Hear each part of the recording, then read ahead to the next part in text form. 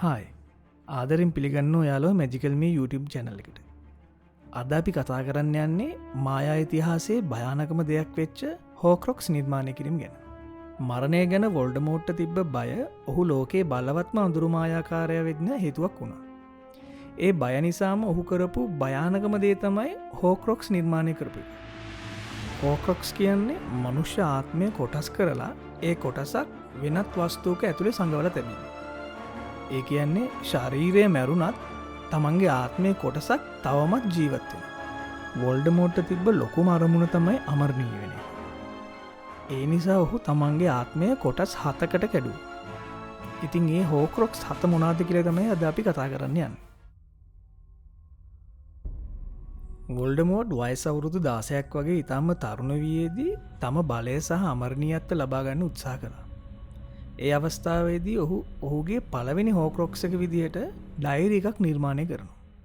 මේ ඩයරිය තමයි පස්සේ කාලෙක ටොම් රිඩල්ස් ඩයරි කියලා ප්‍රසිද්ධ වෙන්නේ. මේ ඩයරිය සාමාන්‍ය එකක් නන් නෙවෙයි. මේකේ තිබුණේ වොල්ඩමෝට්ගේ ආත්මයේ කොටසක්. ඩයරියෙන් ඔහුට හොග්වර්ට්ස් තුල කිහිප දෙනෙක්ම පාලනය කරන්න හැකියාව ලැබුණා. උදාහරණයක් විදිහට ජිනී වීස්ලිට මේ ඩයරි එක හම්බුනාම ජිනී හරහා ඔහුට පුළුවන් වුණා රහස් කුටිය විවෘත කරන්න. නමුත් හැරි රහස් කුටියේදී බැසිලික්ස්ගේ දලයක් පාවිච්චි කරලා මේ හෝක්‍රොක්ස් එක විනාශ කරනවා. වොල්ඩමෝට්ගේ දෙවන හෝක්‍රොක්ස් එක තමයි මාවලොගොන්ගේ රින් එක. මාවලොගොන් කියන්නේ ටොම්ගේ නැත්තම් වොල්ඩමෝට්ගේ සීයා. මේ රින් එක ඔහුගේ පවුලේ උරුමයක්. මේ රින් එකේ ඇතුලේ රෙසරෙක්ෂන් ස්ටෝන් එක ඔබ්බවලා තිබ්බේ. රෙසරෙක්ෂන් ස්ටෝන් එක කියන්නේ ඩෙඩ්ලි හැලෝස් වලින් එකක්.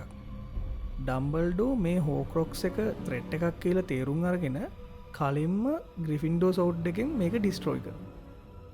වොල්ඩමෝට්ගේ තුන්වෙනි හෝක්‍රොක්ස් එක තමයි සලසා ස්ලිදරින්ගේ ලොකට් එක.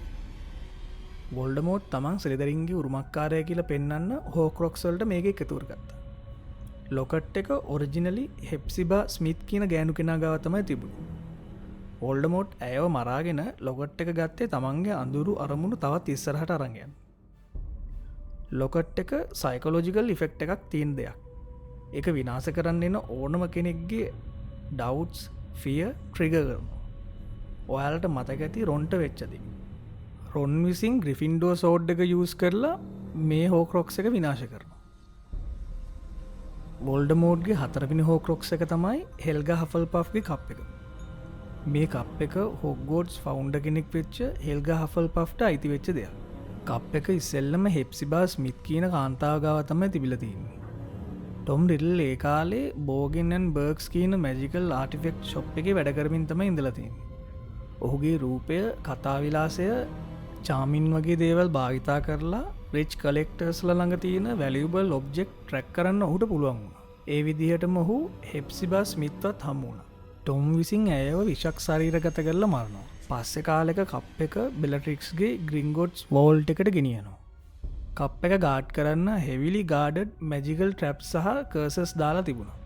හෝක්‍රොක්ස් විනාශ කරන ගමනේදී හර්මයිනි විසින් බැසිලික්ස් දලක් පාවිච්චි කරලා මේ හෝක්‍රොක්ස් එක විනාශ කරනවා.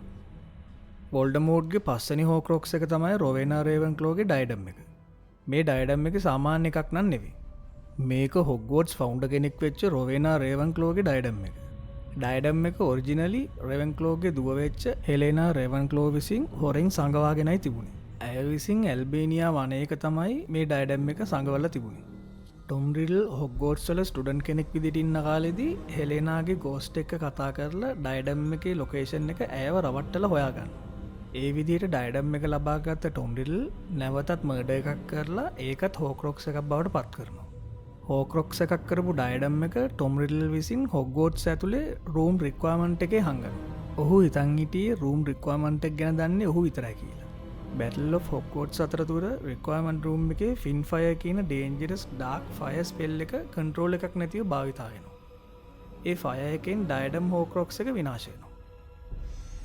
වොල්ඩමෝට්ගේ හෝක්‍රොක්ස් නිර්මාණ අතරින් අමුතුම නිර්මාණය තමයි නාගිනි.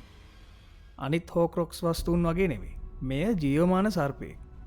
නාගිනි වොල්ඩමෝට්ට සාමාන්‍ය සුරතලෙක් නන් නෙවෙයි. ඇය වොල්ඩමෝට්ගේ සෝල් ෆ්‍රැග්මන්ට් එකක් අරගෙන ඉන්න ලිවින් කන්ටේන එකක්. නැත්තම් ලිවින් ක්‍රීචර් කෙනෙක්. මායා ඉතිහාසයට අනුව නාගිනි මුලින්ම මැලඩික්ටස් කියන බ්ලඩ් කර්ස් එකක් ලැබුණු කාන්තාවක්.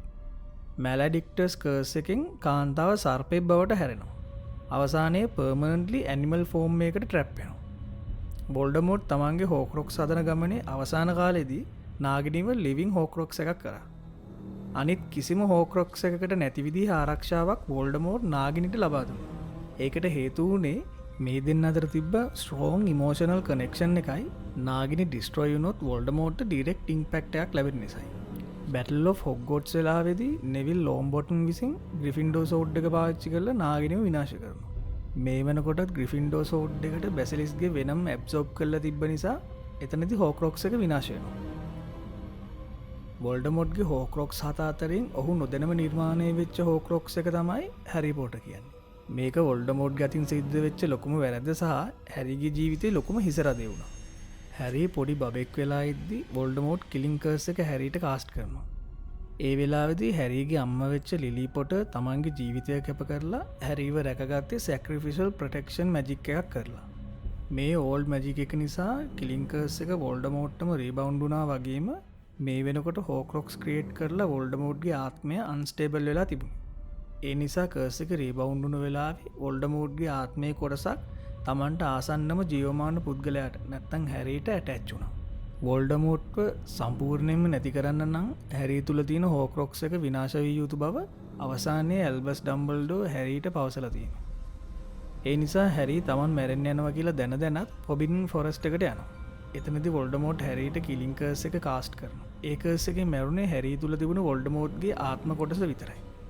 මෙතෙන්දී හැරි මැරුණේ නැත්තේ ලිලිගේ සැක්‍රිෆයිස් මැජික් එක සහ වොල්ඩමෝට් හැරිගේ ලේ භාවිතා කරලා බොඩි රීබිල්ඩ් කරපු නිසා. හෝක්‍රොක්ස් 7ම විනාශ වුණාට පස්සේ වොල්ඩමෝට්ගේ සෝල් ෆ්‍රැග්මන්ට් හැම එකක්ම වගේ නැති වෙලා ගියා. නමුත් හැරි පොටර් යුනිවර්ස් එකේ අවසානයේ මේක නෙවෙයි. ඉතින් මේ වගේ විසාඩින් වර්ල්ඩ් එකට අදාළ ගැඹුරු විස්තර අහන්න කැමති නම් channel එක subscribe කරලා අපිත් එක්ක රැඳිලින්න කියලා ආරාධනා කරනවා.